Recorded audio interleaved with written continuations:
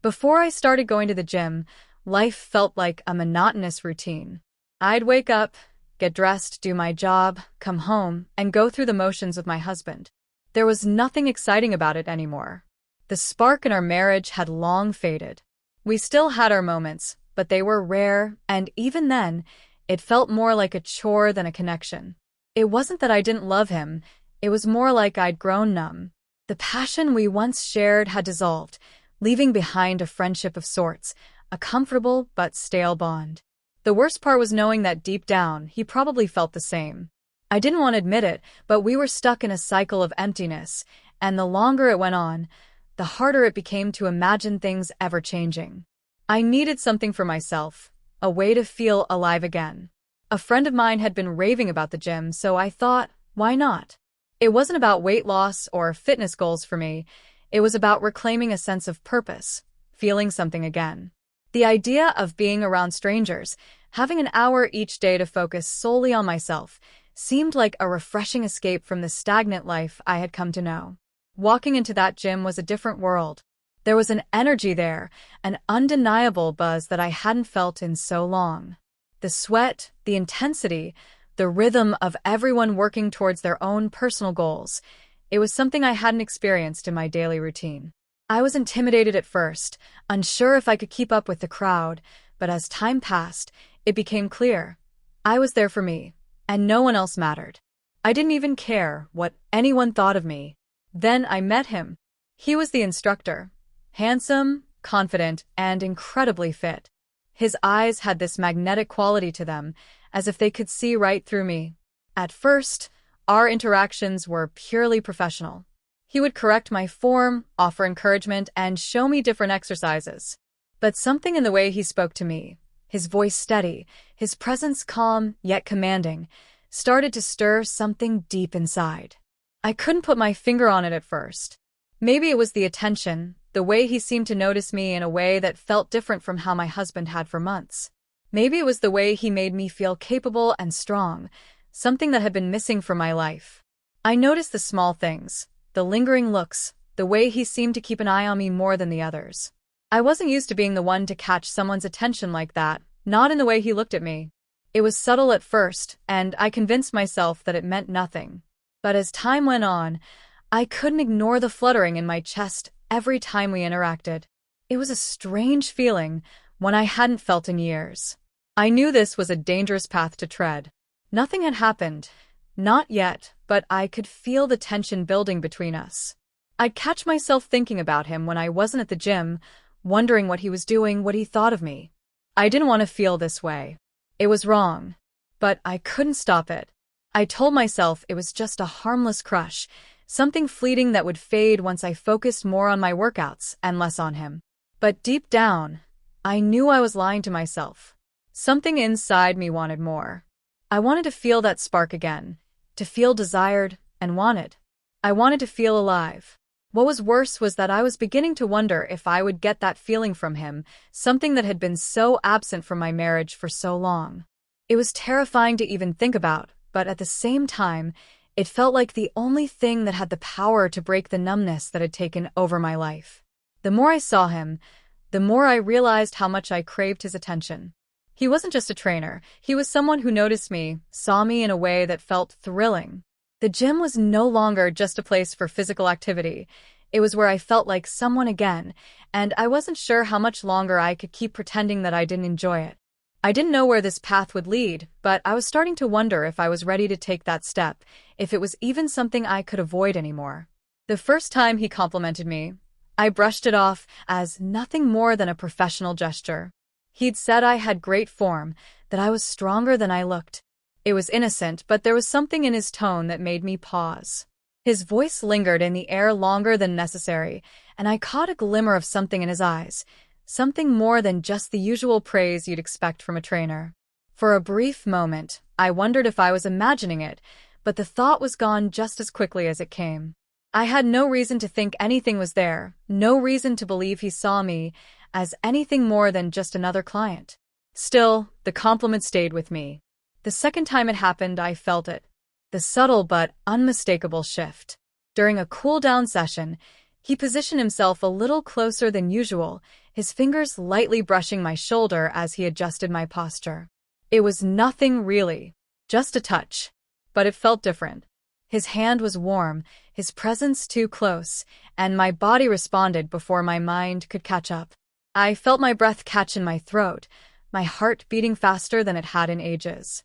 I tried to focus on my breathing, on the stretches, on anything but the way my body reacted to him. But it was impossible. His proximity, the way he leaned in, his scent, it all felt too intimate, too personal. I'd never realized how much I craved this kind of attention until that moment. I started to find excuses to linger after sessions, to stay a few minutes longer than necessary, hoping to catch his eye or hear him say something that would make me feel seen. He was always professional, always kind, but there was something different about the way he looked at me. I caught him staring sometimes, and the way his gaze lingered on me made my pulse race. I knew I shouldn't be enjoying it, but I couldn't stop the thrill that shot through me each time. I was becoming addicted to the feeling of being noticed, of being wanted in a way I hadn't experienced in so long. I told myself it was just a passing distraction, something that would fade with time. I didn't want to think too deeply about it, didn't want to acknowledge what was brewing between us. I had a husband. I had a life outside of this gym. I had commitments, and I couldn't afford to be swept away by a fleeting moment of attraction. But every time I saw him, it became harder to resist. He was impossible to ignore. His confidence, his easy smile, the way he made me feel like I mattered, it all chipped away at my resolve. I started noticing other things too. He would find reasons to check on me more than the others. If I was struggling with an exercise, he'd appear at just the right moment, offering guidance and encouragement that felt different from the usual coaching. There was always a little extra attention, a little more care in his words when it came to me. And when our sessions ended, I didn't want them to. The idea of leaving felt like walking away from something that might finally give me what I'd been missing in my life. There were moments when I caught myself fantasizing about him outside of the gym. I'd imagine what it would be like to be close to him, to feel the heat of his body next to mine, to have his attention focused. It happened faster than I expected. One evening, after a particularly intense workout, he asked me if I wanted to grab a drink. It was casual enough, a simple invitation, but something in his eyes made my stomach flutter. The words shouldn't have meant anything more than a friendly suggestion, but they lingered with me long after I walked out of the gym. I'd never been the type to entertain such invitations, especially while I was married. But this time, something felt different. It wasn't just the loneliness I felt at home. It wasn't just the thrill of doing something out of character. It was the fact that he made me feel wanted, seen in a way my husband hadn't in so long. I agreed to meet him. We went to a quiet bar, nothing flashy. We sat at a corner table, the conversation flowing easily. At first, it felt harmless, even innocent. We talked about everything, our favorite movies, our fitness routines, the awkwardness of early mornings at the gym. But as the night wore on, the dynamic between us shifted. The easy laughter between us turned into deeper glances, the kind that lingered just a second too long. I could feel the attraction pulsing between us, thick in the air. Every time his hand brushed mine as he reached for his drink, my heart skipped a beat. I told myself I wasn't going to let it go any further. I told myself I'd leave soon, make an excuse, and walk away before anything happened. But I didn't. I stayed, and as I did, the tension between us grew. I could see the way he looked at me now, his gaze no longer neutral, but filled with something deeper. His attention was intense, making me feel like the only person in the room. It was thrilling, but it was also terrifying. I didn't know what to do with this feeling. I wasn't a woman who cheated. I didn't even think I wanted to be that woman. But here I was, caught in this strange, intoxicating moment, wondering if I was about to make a decision I couldn't take back. As the night went on, we talked less and sat closer. His hand brushed against mine again, but this time, he didn't pull away. His fingers lingered, gently wrapping around my hand. I froze for a moment, caught in the sensation. It was subtle but undeniable. He was waiting for something. And in that moment, I realized I wanted him to. The thought shocked me, and I quickly pulled my hand away. But the damage was done. I couldn't undo the desire that had ignited in me. I couldn't ignore the pull toward him. He didn't push. He didn't force anything.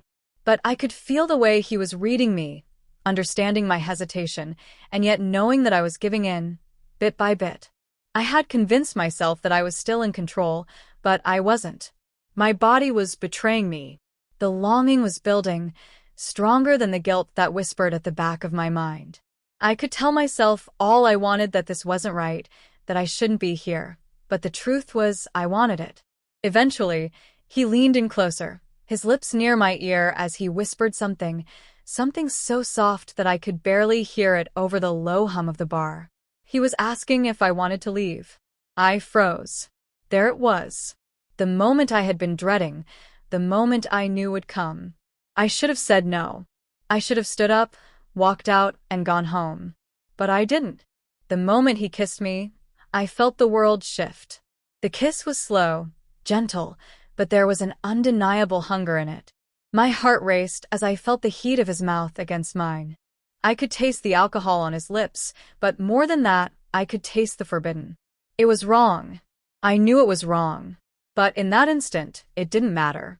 My entire body responded, leaning into him, wanting more. And then it was too late. I should have stopped it before it ever started. But I didn't.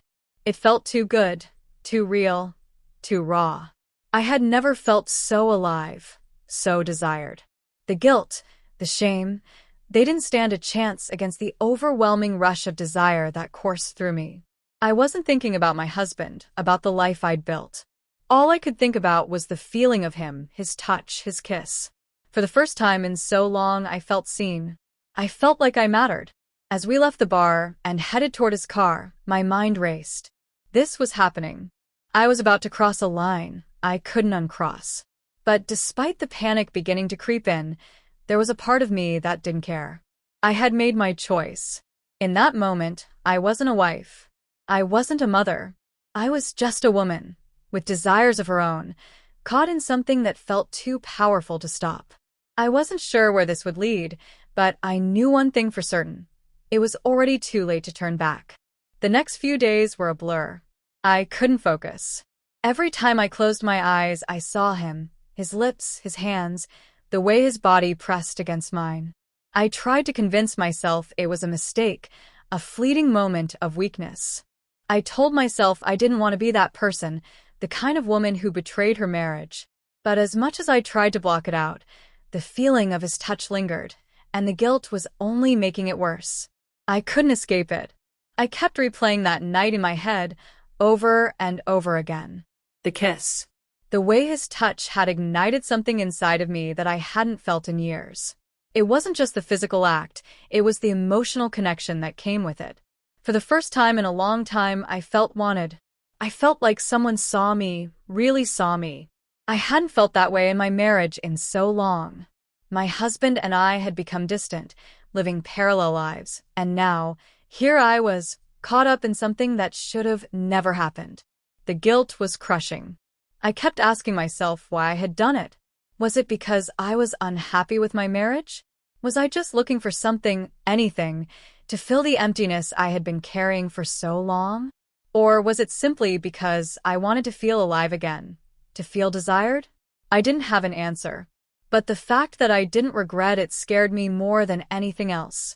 Then came the moment I had been dreading, the confrontation.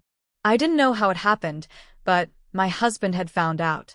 I don't know if he noticed the change in me, the way I became more distant, or if something else tipped him off, but he confronted me one night after dinner.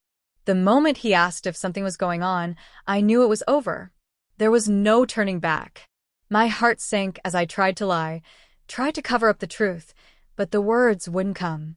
I could see the hurt in his eyes, the betrayal. He had never been the most expressive man, but in that moment, his pain was written all over his face. The silence between us was suffocating. He didn't yell or cry, he just stared at me, waiting for me to say something that would explain it, something that would make it all make sense. But there was nothing I could say. I could tell him about the loneliness, the emptiness I'd been feeling, but it wouldn't change anything. What I had done was unforgivable, and I knew it. The conversation went in circles, but it didn't matter. It was clear that nothing could repair the damage I had caused. My husband was devastated, and I didn't know what to do. I wanted to fix it, to tell him how sorry I was, but I knew that deep down, I wasn't ready to end the affair. I wasn't ready to let go of what I had with the instructor, and that truth made everything worse.